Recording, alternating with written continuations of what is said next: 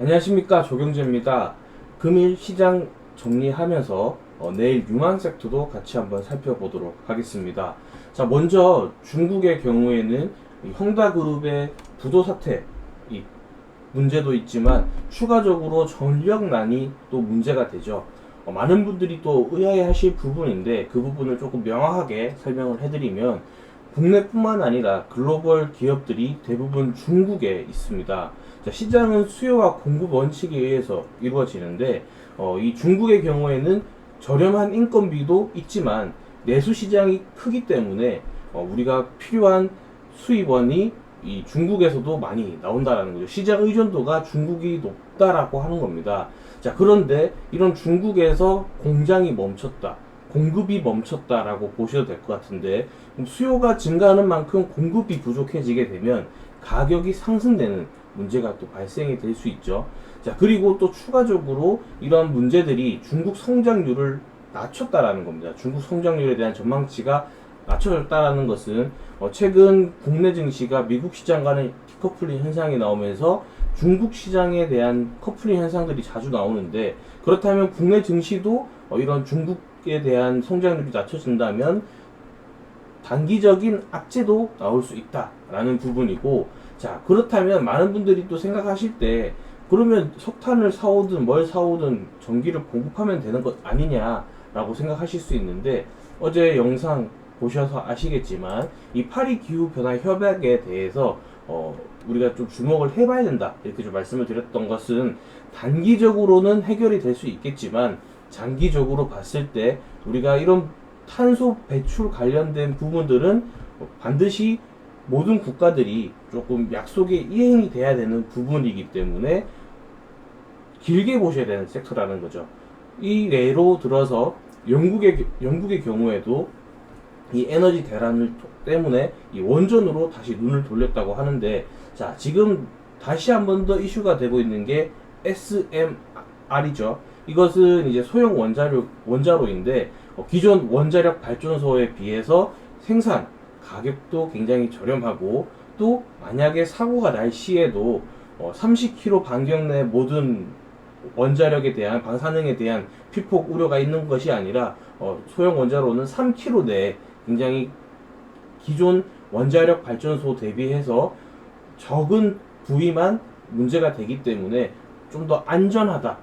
그리고 이 원자력뿐만 아니라 지금 우리가 많은 부분들이 있는 이 태양력 그리고 풍력 발전, 지금 그런 문제도 계속 개발이 되고 있는 상황인데, 실질적으로 이 수요와 공급, 전기가 우리가 필요한 만큼에 대한 전기가 이 풍력이나 태양열로 인해서 부족하다라는 거죠. 그렇기 때문에 이 원자력 관련 섹터들이 다시 한 번 더 시장에서 뜨거운 반응이 나올 수 있습니다.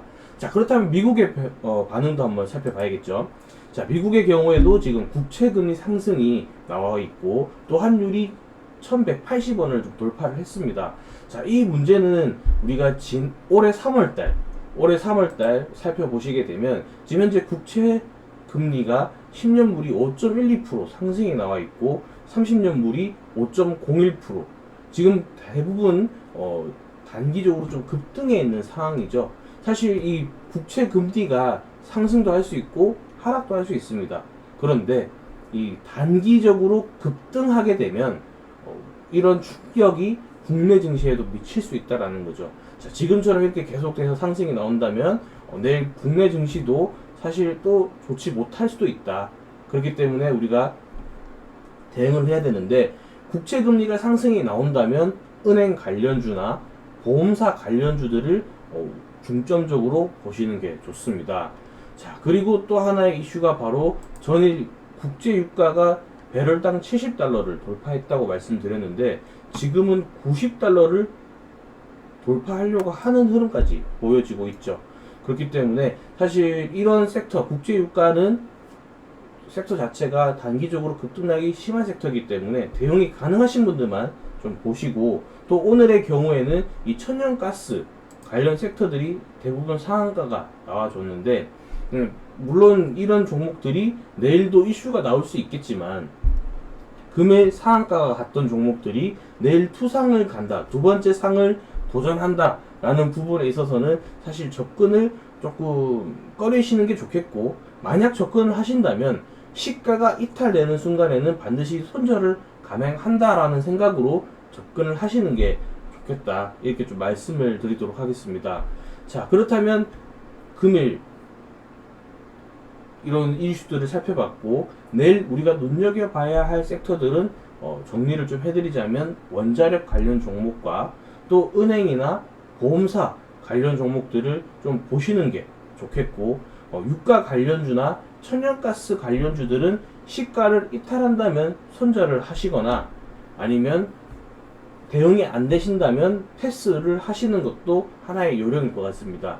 사실 지금 글로벌 증시들이 변동성이 굉장히 커졌고, 또 국내 증시에서도 빚을 내서 투자를 하는 B2 투자자들의 반대 매매가 속출을 하면서 금일의 경우에도 코스피는 1%대, 코스닥은 2%대 가까운 하락이 나왔기 때문에 내일 증시도 우리가 좋다라고 보기보다는 이러한 문제들이 있기 때문에 단기적으로 조금 더 안 좋아질 수도 있겠다라는 부분입니다.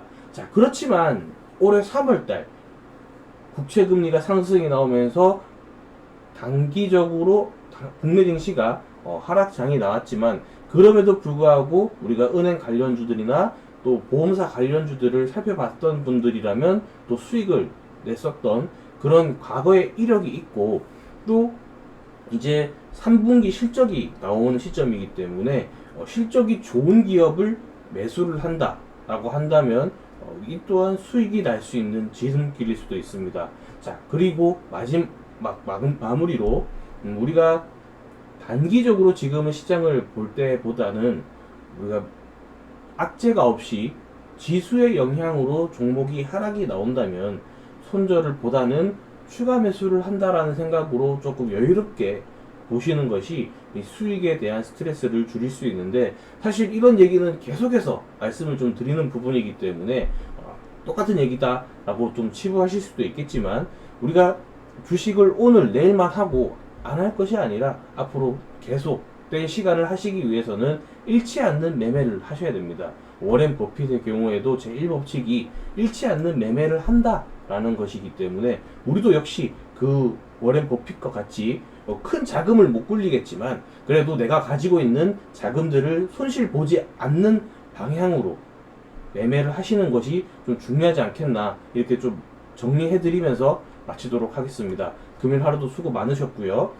내일도 우리가 상승할 수 있는 종목들, 시가가 이탈된다라면 매수를 조금 더 보류하시면서 방향성을 좀 보시고 천천히 접근하는 방향도 있기 때문에 그 부분 반드시 명심해 두시고, 오늘 하루 고생 많으셨습니다. 내일도 수익 날 수 있도록 멀리서나마 응원하겠습니다. 감사합니다.